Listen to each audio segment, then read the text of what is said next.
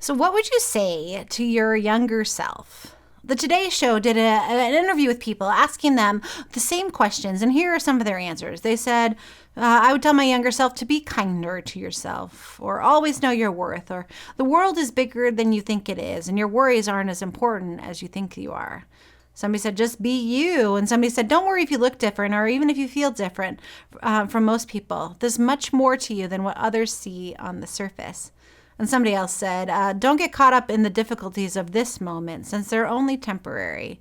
And another piece of advice would be just don't dwell on the past. What would you say to your younger self?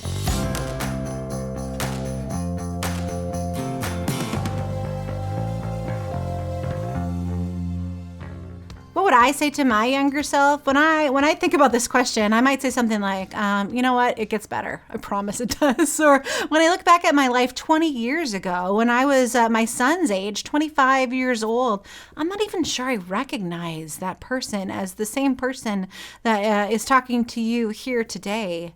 I'm a much different person than I was 20 years ago. Or even 10 years ago when I had my fourth child, Skylar. I'm not even sure that I would recognize that Angie either. Today we're looking at the second part of Romans chapter 5. And Paul does this comparison between Adam and Christ. And I want to explain this and unpack this a little bit with you here today. Paul writes that therefore, just as sin came into the world through one man, and death came through sin, so death spread to all because they have sinned.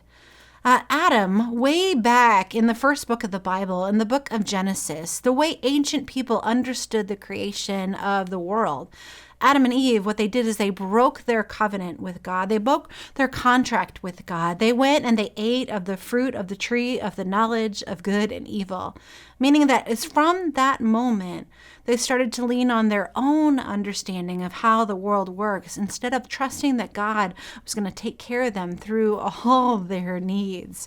They started to pull themselves away from God, and as they pulled themselves away from God, we find ourselves doing the same kind of thing. Think about this in your life. How many times do you trust yourself before you ever even trust God? So Adam and his family, they all stand at the beginning of everything, where all humans experience death for the first time. Now, this isn't actually always just a physical death, although it could be. But it's also the death of lots of little things. It's the death of life, but it's also a depth of things that happen in your life. Death of an identity or death and brokenness in relationships. Or sometimes we experience a death of our health. And what we find is that humans then find themselves in the wake of this corrupted creation as Adam corrupted it. So that's when Paul is sitting there saying in verse 12, just as sin came through one man and death came through sin, so it spread to all of humanity. So the brokenness started here with one man, with one person. But then in verse 17, it says this, and if because of one man's sin, death exercised dominion over the world, then much more surely will those who receive the abundance of grace and the free righteousness through one man, Jesus Christ. How Christ has come to erase all of the bad that happened through one person. Now, through one person, we all have that justified, and we all can get it right now because of the work that Jesus did.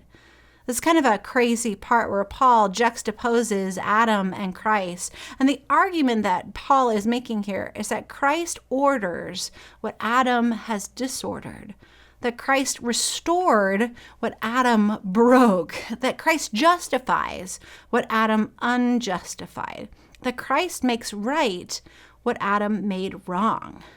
Paul continues, he says, but the gift is not like the sin, for many died because of the sins of one man, but then through Christ, the overflow goes to many. Just as one man broke it, only it takes one man to fix it. And so we are made right through the work of Jesus Christ. And that, my friends, is grace. That's it. It's not your work. It's not my work. The only work that makes us right is the work that Jesus did on the cross. The world got broken by one man and restored by one man. So here's just what this means for us. It means that every single day we get to start the day to live as new people. We have died to the mistakes and screw-ups that we did yesterday, and we start that day again. And sometimes it's not just every day. Sometimes we need to do that minute by minute or moment by moment. But it means that the old is gone and everything that comes new.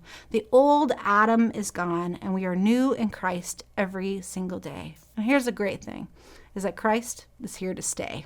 Adam's not coming back. So here are my questions for you today. Number one, where are you still carrying around your old Adam, where you aren't living into the new Christ self that Jesus invites us to put on? And number two would be, what one thing could you do today to live into God's grace for you? Thanks so much for joining us for this Romans study. We'd love for you to come back tomorrow and catch up on all of it.